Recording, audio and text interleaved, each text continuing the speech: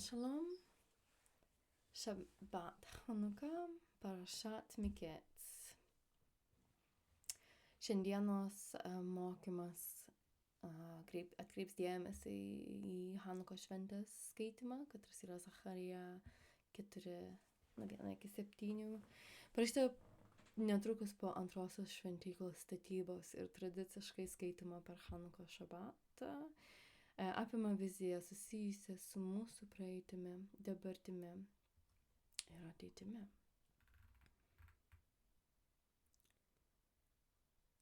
Roni Bet Zion. Mūsų skaičiamas prasideda ryškiu džiaugsmo, kuris apims mūsų tautą, kai Dievo buvimas jo šakina sugrįš į Jeruzalę. Aprašym, dainuok ir džiaugais. Cion, dukra, nes štai aš ateisiu ir apsigyvensiu tavo viduryje, sako Adonai. Apsigyvensiu tarp jūsų, būtų geresnis išvertimas. Zacharija aprašo sceną dangaus teisme. Hasatan atėjo į Adonai Elohim akivaizdą, siekdamas apkaltinti Jehošuą, pirmąjį atstatyto šventyklos vyriausiąjį kunigą. Kohen aprašomas kaip turintis suteptus drabužius, simbolizuojančius jo nuodėmingumą, taip pat ir mūsų tautos grįžusios iš tremties nuodėmingumą. Tačiau pats Adonai Elohim gina Jehošuą. Adonai sudraudžia tave, naikintojau. Adonai, kuris pasirinko Jerušalajam, sudraudžia tave. Argi Jehošuo nėra iš ugnies ištraukta žaryje? Jis pakėlė balsą ir tarė tiems, kurie stovėjo prieš jį: nuimkite nuo jo nešvarius drabužius. Jis tarė Jehošuai: žiūrėk, aš pašalinau tavo nuodėmes ir apvilkau tave švariais drabužiais. Tada Adonai Elohim apibūdino ateitį, kai mūsų tauta seks Hashem keliais. Kaip tai įmanoma? Tai įmanoma Adonai Elohim ranka. Žiūrėkite, aš atvesiu savo tarną, Atžalą, Mešiach, Dovido vaiką, kuris yra išvaduotojas, kuris pašalins nuodėmes iš Izraelio. Zacharijas aprašė kitą Adonai Elohim regėjimą, kurio aiškinimą pateikė Dievo pasiuntinys. Jis mato auksinį 7 šakų menorą, panašiai tą, kuris stovi šventykloje. Tai yra Adonai žodis Zerubabeliui. Zerubabelis buvo Judėjos valdytojas, Dovido palikuonis, antrosios šventyklos statytojas. Ne karinė jėga ir ne fizinė jėga, bet per mano ruach, sako Adonai Cvaot. Mūsų tauta tai pripažįsta kaip pranašystę apie Mešiach, Dovido sūnų, kilusi iš tos pačios giminės kaip Zerubabelis. Ir iš visų, kurie vadino save Mesiju Mešiach, tik Ješua galėjo įrodyti, kad yra iš tikrųjų Dovido palikuonis. Pavyzdžiui, Raf Šnirzon rėmėjai net nebandė to daryti. Mešiach yra šviesa, kuri išgelbės mūsų tautą nuo nuodėmių, nuo atskirimo ir atneš palaiminimą ir džiaugsmą mūsų tautai. Ši vizija buvo atsiųsta Hashem, kad suteiktų išgelbėjimo ir atkūrimo pažadą per mūsų ilgus tremties, persekiojimo ir kančių metus. Mes esame pašaukti būti Hashem šviesa pasauliui. Izrael yra Dievo liudijimas tautoms apie Mešiach atperkamąją auką. Net jei tik likutis, mažuma tiki. Neužmirškite, kad tai taip pat buvo pranašauta. Izrael, Adonai Elohim šviesos nešėjas, buvo Dievo sukurtas kaip tautų centras ir iš anksto paskirta būti amžinu Dievo tiesos liudytoju. Auksinė menora Zacharijo vizijoje yra panaši į tą, kuris stovėjo šventojoj vietoje miškane dykumoje ir Migdoš Jeruzalėje, bet ji taip pat yra kitokia. Aliejaus dubuo yra virš 7 šakų, kad aliejus tekėtų iš centrinio pakelto aliejaus dubens pagal gravitaciją. Šventyklos menoroje šakas pildydavo kunigai, kohen, bet ši menora turi 7 vamzdžius arba kanalus kiekvienai šakai, per kuriuos teka aliejus, iš viso 49 vamzdžiai. 2 alyvmedžiai stovi šalia menoros ir teikia aliejų be žmogaus įsikišimo. Visame rašte matome šį simbolizmą ir alyvuogių aliejaus naudojimą. Aliejus yra gana stebuklingas dalykas, kuris suteikia lubrikaciją, išlygina nelygumus, mažina nusidėvėjimą ir trintį. Aliejus suteikia gydomųjų savybių ir šilumos. Tai yra energijos šaltinis. Aliejus apšviečia, paverčia tamsias vietas šviesomis. Aliejus puošia ir suteikia spindesio. Aliejus poliruoja ir gražina. Jis suteikia užbaigtumą.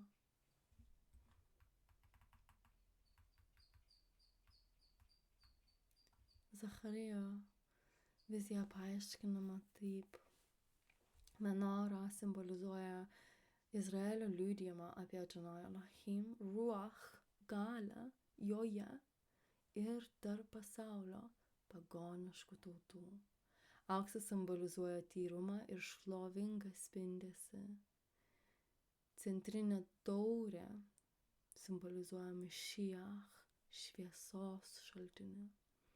49 vamzdeliai reiškia gausų spontanišką, neišsekantį aliejaus Hashem Ruach tiekimą, kuris išlaiko lempas uždegtis be žmogaus pagalbos. 2 alyvmedžiai teikia aliejų, simbolizuojantį Ruach, kuris pripildo ir palaiko Izraelio nuolatinio liudijimo šviesą.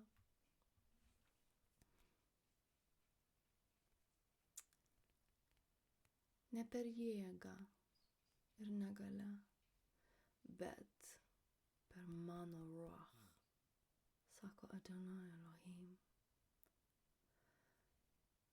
Biškutį pagalvokime apie pasipriešinimą ir užduoties didybę, išteklių trūkumą, su kuriais susidūrė Zerubabelis atstatydamas šventyklą. Dievas pažadėjo, kad darbas bus baigtas, bet ne fizinė, protinė ar morali žmonių jėga, ne. Žmogaus silpnumas nėra kliūtis Hashem darbui, nes jis suteikia kitokią galią, savo ruach. Tai yra Dievo užtikrinimas, kad sėkmė atliekant darbą, ar tai būtų Zerubabelio ar mūsų, nepriklauso nuo žmogaus jėgos ar išorinių išteklių.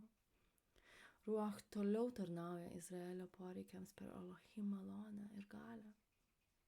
Tai yra nuo pradžios iki pabaigos dvasinis darbas, kurį tik pats Hashem gali įgyvendinti. Kliūtys lyginamos su kalnu, su kažkuo, kas atrodo neįmanoma įveikti. Bet Dievas skelbia, kad visos kliūtys bus pašalintos, kad ir kaip tai atrodytų neįmanoma, per jo ruach. Viskas ir visi, kas trukdo jo tikslui ir planui, bus pašalinti. Adonai Elohim užbaigs darbą, kurį pradėjo kiekviename iš mūsų asmeniškai, mūsų bendruomenėje, visoje šalyje, kurioje gyvenate, kurioje gyvename mes ir visame pasaulyje.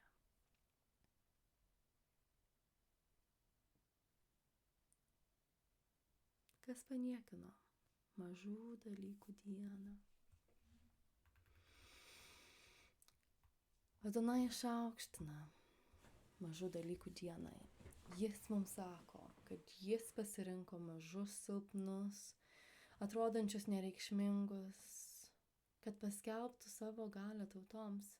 Jis pasirinko mus, mane ir tave. Dievas panaudoja mažą, sumuštą, nereikšmingą tautą, kad paskelbtų savo šlovę ir didybę pasauliui. Hašem palankumas ir priežiūra lydi visą jo darbą.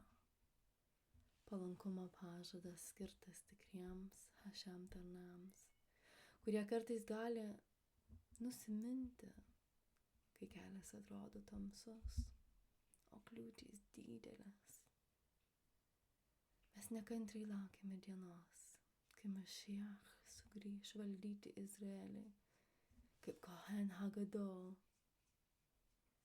ir karalius, o Izraelis spindės 7 šakų auksinės menoros spindesiu.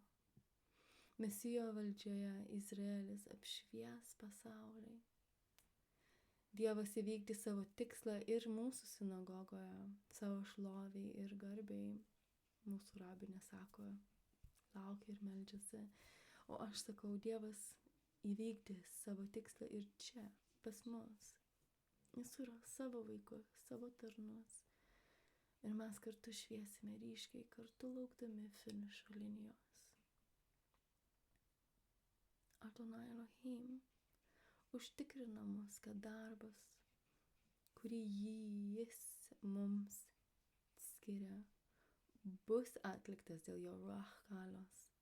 Menoros schemoje mes esame degikliai, kurie reikalingi šviesai, bet mes patys neturime šviesos galios. Mes esame tik tarpininkai, kad aliejus virstų liepsna. Dagtis negali kaupti aliejaus, bet turi degti ant nepakankamumo ribos, visada pasikliaudamas tikėjimu, kad liepsna tęstusi, kad jam nepateikiamas aliejus. Jis nedega. O kai jis nedega, yra visiškai nenaudingas. Taigi, kodėl išminčiai pasirinko šį Haftoros ištrauką, kad ji būtų skaitoma per Chanukos šabatą? Hanuka reiškia pašventimą ir mini antrojo Dievo šventyklos pašventimo 168 metai prieš Kristų. Ji taip pat vadinama šviesos švente, nes kiekviena iš 8 dienų 9 žvakė Šamaš arba tarnas uždega kitą žvakę Hanukijoje.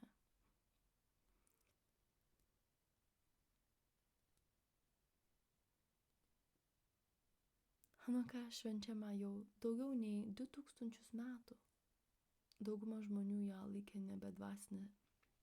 laiko nebedvasinę šventę, o po savo politinę pergalę, kurios stebuklingas pobūdis priskiriamas mitologijos sričiai. 20 amžiaus liberalios požiūrio žydai ją sekuliarizavo ir populiarino kaip alternatyvą didesniai žiemos šventei Kalėdoms. Šventė paprastai atitinka ją švenčiančiųjų interesus. Tikroji priežastis, kodėl reikia prisiminti ten įvykusį stebuklą. Mums reikėjo herojaus. Mes gavome nedidį karalių ar vyriausiąjį kunigą, pasiryžusi nugalėti blogio jėgas ir sutvarkyti reikalus. Bet populiarų sukilimą, prie kurio prisijungė paprasti žmonės ir kuriam vadovavo nereikšmingo kunigo iš mažo kaimelio šeima. Jie dvasinius klausimus iškėlė aukščiau politinių ar ekonominių. Skirtingai nuo vėlesnių sukilimų prieš Romą, pavyzdžiui, kaip Bar Kochba sukilimas, kurį paskatino Rabis Akiba, buvo labiau politiška nei dvasiškai motyvuota. Ko siekėme? Mes gynėme Adonai Elohim ir jo tiesą. Gynėme prieš galingo pagoniško karaliaus pajėgas, už biblinį gyvenimo būdą, prieš asimiliaciją ir paklusimą, už Dievo ir jo šventąjį žodį, prieš stabmeldystę ir pagonybę, už tiesą, prieš priešo apgaulę. Hanuka yra ypač svarbi, nes mūsų tauta buvo išgelbėta, kai tie, kurie buvo pasiryžę sekti Adonai Elohim, stojo už tiesumą ir tikėjimą vieninteliu tikru Dievu. Nors istoriškai šnekant, tai buvo periodas tylumos, tuštumos, tamsos, kai Dievas buvo nustojęs rodytis taip fiziškai ir išraiškiai, kaip mes buvome pripratę, kaip tauta. Tauta, kuri matė Dievą lydint mus, degant ugnimi naktimis ir keliaujant su mumis dienomis. Visi žmonės, kurie artimai bendravo su Hašem,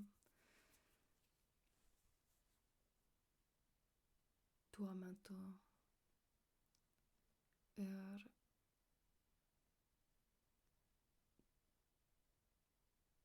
praėjo daug laiko,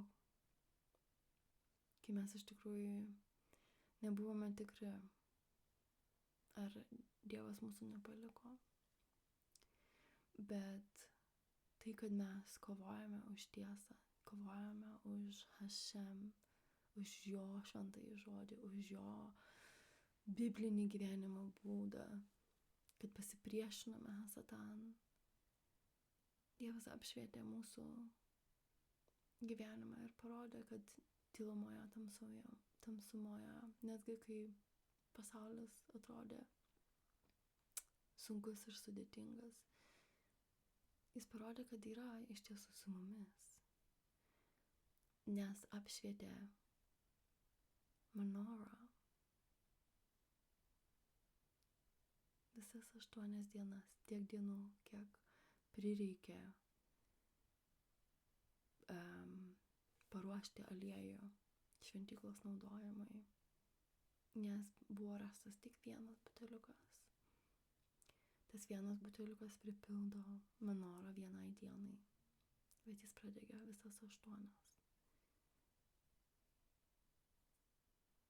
Ir visas sukilimas ir šitos šventės stebuklas yra žiūrimas kaip mitas, nes netgi mokslininkai, kurie tyrinėja istorinius karus, dažnai praleidžia karus, kurie yra susiję su Izraeliu, nes jie tiesiog nelogiški ir jų neskaito. Bet jie yra nelogiški, nes ne per mūsų jėgą, ne per mūsų galią, bet per Ruach Elohim mes laimime karus. Mes turime galimybę stovėti stipriai prieš priešo apgaulę, asimiliaciją, stabmeldystę, pagonybę. Ir tikiuosi, kad jūs taip pat matote Dievo šviesą ir jo artumą, ypatingai per šią nuostabią šventę.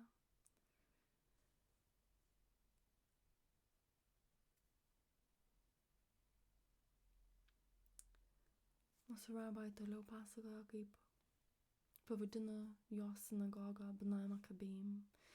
Išvertus tai reiškia Makabėjų vaikai. Ir šitas pavadinimas buvo parinktas, nes jie tuo metu matė kompromiso tragediją tarp tų, kurie yra pasirengę susitaikyti su esama padėtimi. Kokia ji bebūtų. Nes turime pripažinti, kad gyvenimas iš tikrai yra labai sudėtingas ir tų nesmagių situacijų pasirinkti tikrai yra labai daug. Nors ir ne visas mes rasime istorijų knygose.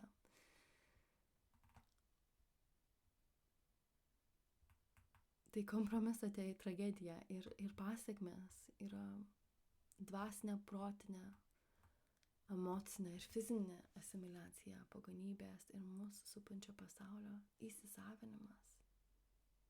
Ir mes sustokime čia sekundėliai. Ką tai reiškia, kai mes dvasiškai, protiškai, emociškai ir fiziškai asimiliuojame į pagonybę? Tai reiškia, kad mes atitolstame nuo Toros.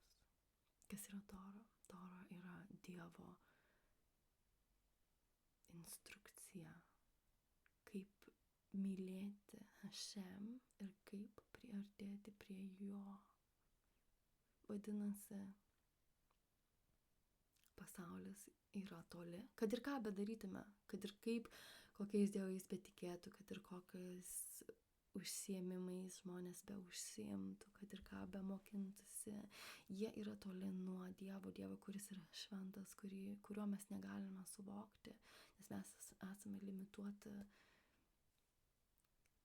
limituotos būtybės.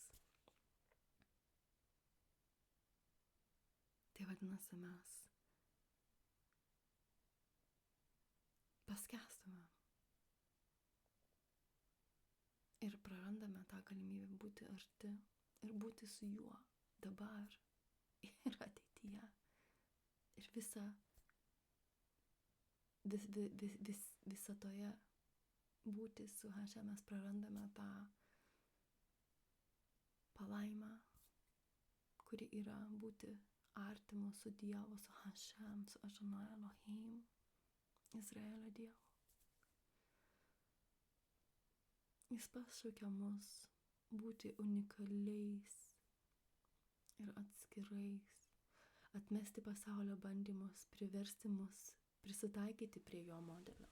Vietoj to, kaip mes čia Hochana, Jehuda ir jo broliai, mes turime ginti Dievą ir jo kelius, ginti Torą, nes jei visi aplink mus pasiduoda priešui, netgi jeigu visi aplink mus pasiduoda priešui. Ir kur yra tai dauguma, tikrai dauguma. Todėl mes turime būti kartu, surasti vienas kitą. Mes esame pašaukti sekti Ješuą, pavyzdžiui, būti šviesa pasauliui.